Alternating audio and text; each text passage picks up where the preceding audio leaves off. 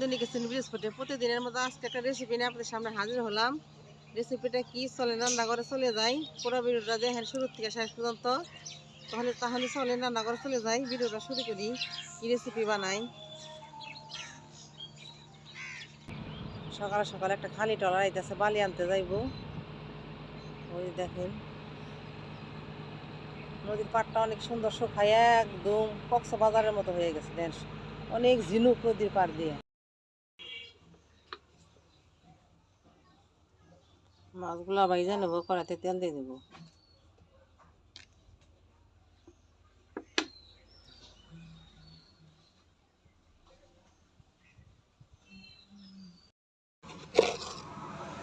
মাছে হলুদ,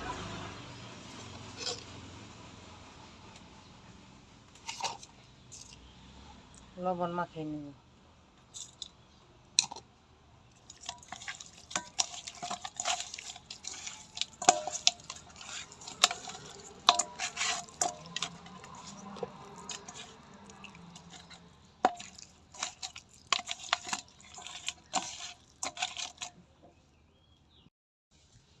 তেলটা গরম হয়ে গেছে, মাছগুলো ভাইজা নিব।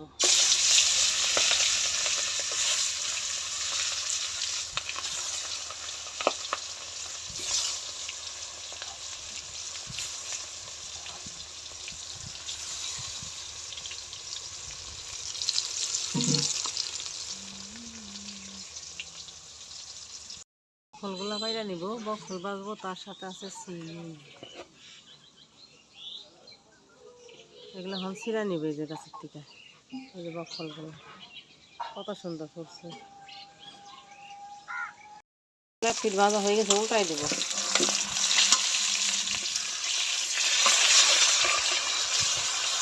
ভালো করে একটা পিঠ ভেজে নেবে, তারপর উল্টাই দেবো। তাহলে কড়াইতে লাগবে না।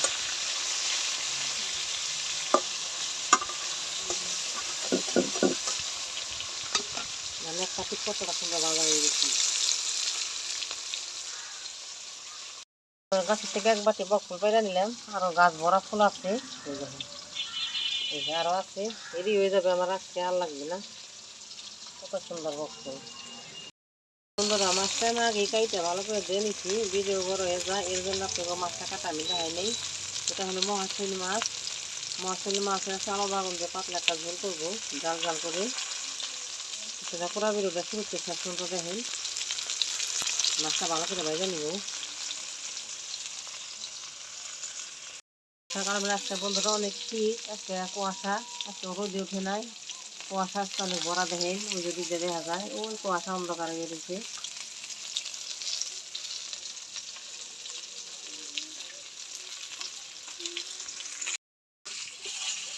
মাছগুলা ভাজা হয়ে গেছে, মাছগুলা এবার নামাই নিব।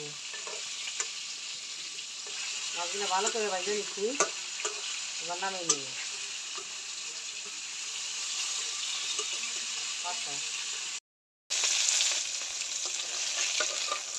এই মাছগুলো আমার ভালো করে ভাজা হয়ে গেছে, এবার নামিয়ে নেব।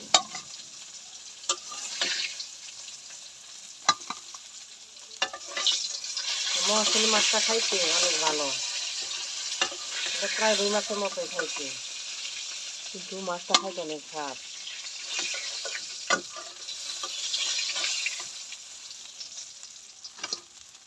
মাছটা একদমই নরম হয়, তাজা মাছ নিয়ে কিন্তু আস্তে আস্তে ভাজতে হয়।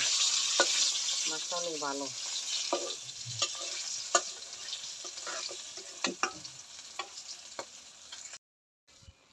মাছ ভাজার তেলে আর একটা আমি তেল দিয়ে দিলাম, সবজিগুলো ভাজবো ভালো ভাবুন।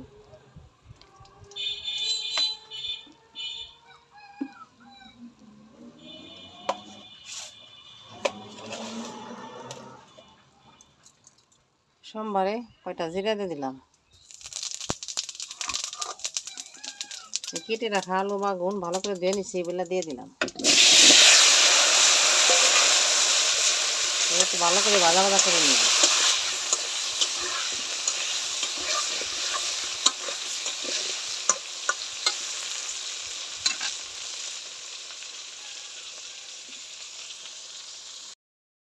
একটু লবণ দিয়ে দিলাম,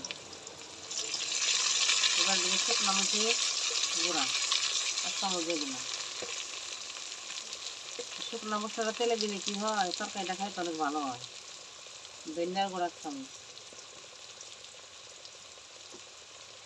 হলুদের গুঁড়া 1 চামচ, 1/2 চামচ, 1 চামচ না।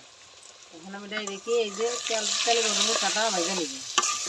আমি এখানে জল ব্যবহার করবো না।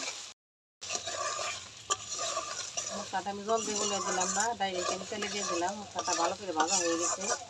এবারে পরিমাণ মতো ঝোল দিয়ে দেবো।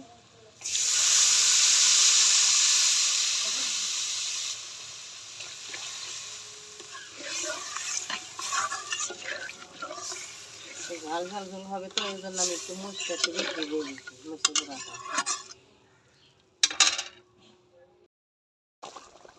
ভেজে রাখা মাছগুলা দিয়ে দিব।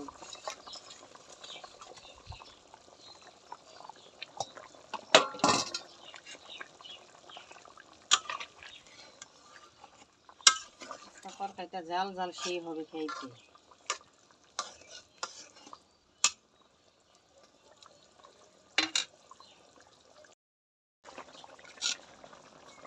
টমাটোটা কাইটা নিচ্ছি, দিয়ে দেবো।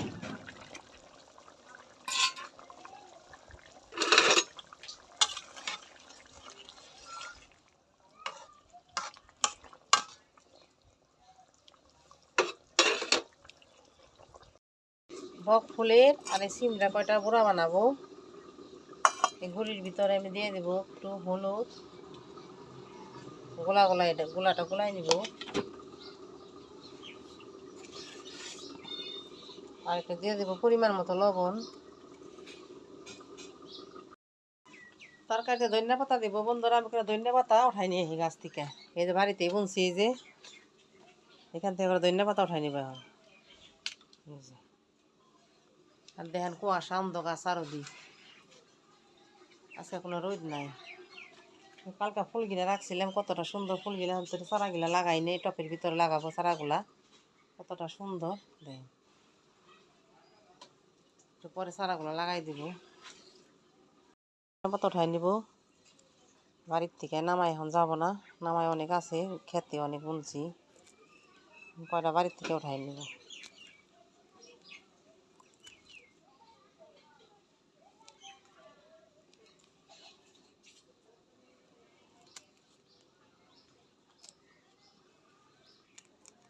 বাড়িতে 2 জায়গায় বুনছি, যার জায়গায় আছে যেগুলো বড় বড় হয়েছে। এটা হয়ে যায়, ভালো লাগবে না। তরকারিটা হয়ে গেছে, ধনিয়া পাতা কয়টা দিয়ে দিব।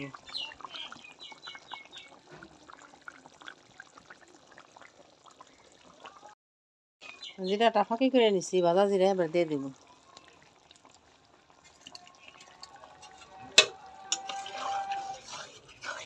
তরকারিটা এবার নামাই নেব, হয়ে গেছে।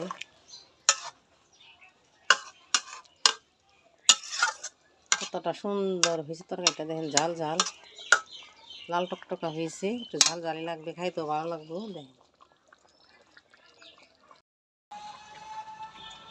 তরকারিটা হয়ে গেছে, এবার নামাই নেব।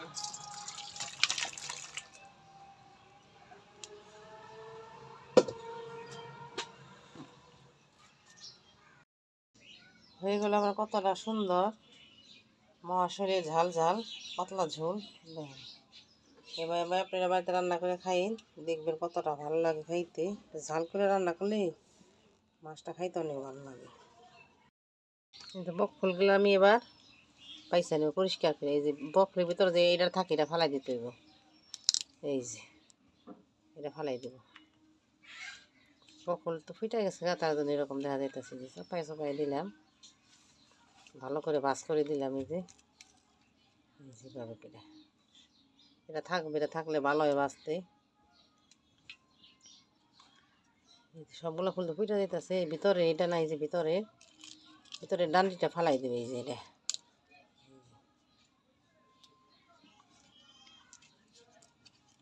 তারপরে সুন্দর করে ভাজ করে ভিতরে এটা দিয়ে দিব। দেখেন এইভাবে আমি সবগুলা তৈরি করে নিব, তারপরে গোড়াটা ভাজবো। এটা আবার ফুটে নাই, এটা আবার সুন্দর আছে। দেখেন এই যে ভিতর থেকে এটা ডানাটা ফালাই দেবো, এটা আবার সুন্দর হয়েছে। ফুলের বড়াগুলা ভাইজা নিব। এর জন্য আমি কড়াইতে তেল দিয়ে দিলাম, সাদা তেল। তেলটা গরম হোক, এর মধ্যে আমি বেটারটা বানাই নিই। অল্প অল্প জল দিয়ে আমি বড়ার বেটারটা গুলিয়ে নিব।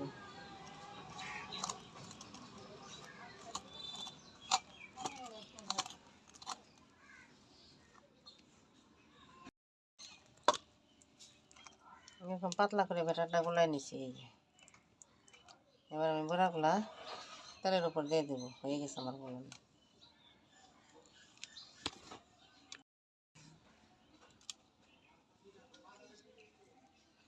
এবার আমি বকলের ভিতরে ভেবে ব্যাটারটা নিয়ে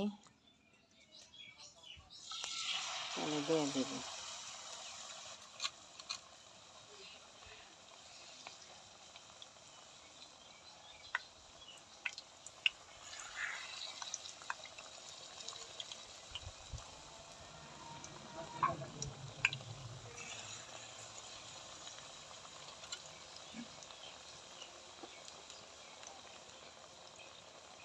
এইভাবে আমি সবগুলা তেলের উপর দিয়ে দেবো।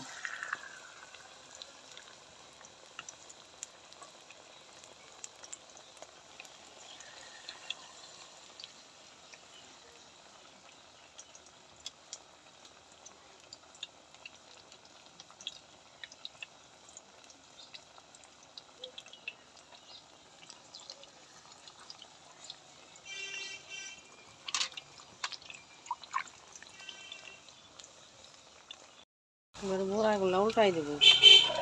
এক পিঠ ভাজা হয়ে গেছে।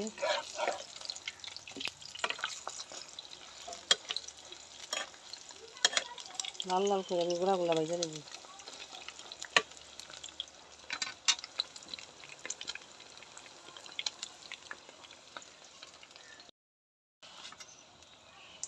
বক ফুলের বড়াগুলো হয়ে গেছে, এবার নামাই নিই। কতটা সুন্দর ভাজা হয়েছে।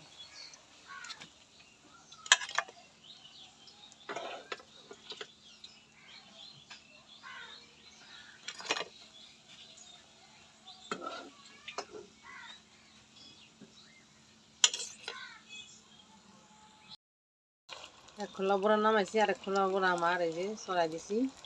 কতটা সুন্দর দেখুন। চুলার জালটা আস্তে আস্তে দিয়ে ভাজবেন। বড়াগুলা খাইতেও ভালো হইব, বড়াগুলা মচমচ হইব। বেশি করে জাল দিলে বড়া পুড়ে উঠবো, কিন্তু পুরা মচমচ হইব না। এরকম আস্তে আস্তে জালটা দিবে। খোলা সিমড়ার বড়া ভাইজা নেবে। সিমড়াগুলা দিয়ে দিলাম বেটার ডোবাই ডোবাইয়া। এই দেখেন কতটা সুন্দর তুলে আছে সিমড়াগুলাই। দেওয়াটা দেখাইলাম না, ভিডিওটা এমনি অনেক বড় হয়ে গেছে। এখানে ভাইজাই দেখাই ওগুলো সিমড়ে। সিমড়ে ভাবে বাড়িতে বুড়া বাড়ি খাই দেখুন, অনেকটা খাইতে ভালো। খালি সবগুলো খাওয়া লাগবে না, ভাততে খাইতে হবে না। কত সুন্দর হয়েছে।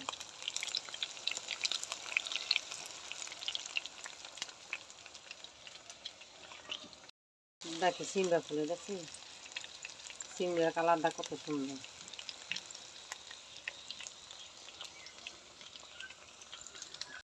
হলো কতটা সুন্দর বক ফুলের বড়া আর সিমড়া ফুলের বড়া।